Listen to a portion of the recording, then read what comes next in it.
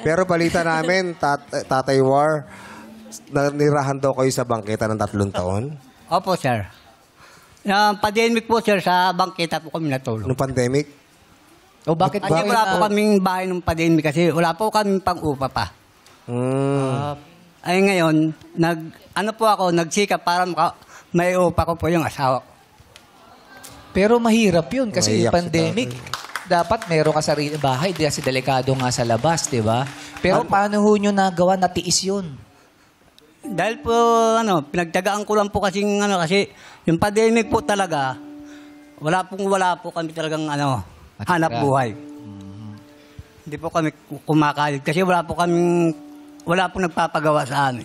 Ano pong ginawa nyo at saka naramdaman nyo nung talagang wala kayong mauwian, wala kayong makain, wala kayong pambili na kung anong mga kailangan. Paliguan kasi bangketa. Umaasa lang po kami, sir, sa yung mga suki ko pa kasi, sir, sa sapatos.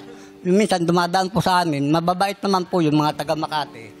Minsan naaabutan po ako. Taga saan? Taga Makati po. Yung Makati to, yun. Alam mo, dadaan ako minsan doon sa... Saan ba yan? Saan sa Pasay? Sa Tingko, Zamora po kami Tengko? Zamora. Sa Zamora? O, Pasay. Malapit lang sa may, Sebentina, tama? Malapit lang po. Tengko. Malapit lang po sa may Rizal. Kapit. Sa may Rizal Funeraria. Opo. Kapit. Totoo po yun, may Rizal Funeral. Tawa kayo ng tawa. Totoo po yun. Funeral homes sa Rizal. Malapit sa Pasay yun.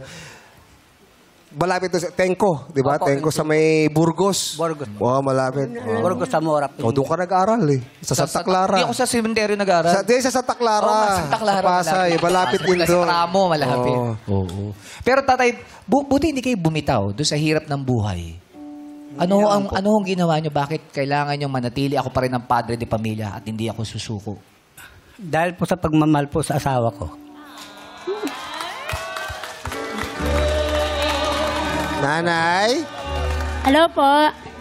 Naramdaman niyo po yung kay tatay? Oo naman. Ano niya kayo kamahal?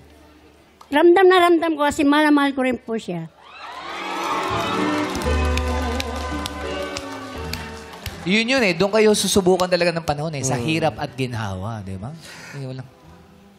Napaka tapang mo, tatay, no? Talagang bagay na bagay sa'yo yung pangalan mo na War, na lahat lalabanan, lahat ng pagsubok, lahat ng dagok na dumating sa buhay, ilalaban para sa mahal sa buhay. No? Unang-una, siyempre, si nanay may ibang pamilya dati, di ba? At may mga anak. Pero hindi naging hadlang yun. Hindi naging hadlang. Gusto niyo mag-date dalawa? Sa US sila pupunta? Ha? Sa US? Ha? Amerika? Sa Amerika? Hindi. Alam mo kung bakit ko tinanong? Bakit? Bakit ba din? Kasi meron tayong katabi rito na pwede namang mag-share. Ay, walang problema. Ako ba? At hindi mag-aalibay yan. Yes! Gagawin niya talaga yan. Kimi, alam kong mabuti ang kalooban mo. Saan mo sila gustong pag-daten? Nako, syempre, doon tayo sa maswerte, sa Chinese na pagkainan. Chowking. Oy! Gusto Mag-date niyo ba? kayo. Gusto niyo bang ma-experience na mag-date ulit? Opo, sir. Gusto mo ba sama mo yung buong tropa mo dito? Parang madami yun, Kuis. Date lang ba? Date lang, sorry. Date kasi dalawa. Kasi gusto ko itanong, bukod sa bangketa, kailan kayo huling nag-date? Bukod sa bangketa at saan? Pinakalas po, sir, sa Manila Zoo. Manila Zoo? May time. May time. Oo, talagang binibigyan mo ng oras si nanay, Opo, no? sir. Talagang mahal na mahal mo Iba talaga. talaga ang pagmamad. Ako nang bahala sa pang-date nila. Yeah! Pilihan nyo Thank you po. sanang magandang regalo, ha? Thank you po, ma'am. Yes. Magpatuloy kayong magpalaganap ng pagmamahal. Yes. Yan ang mahalaga. Sasama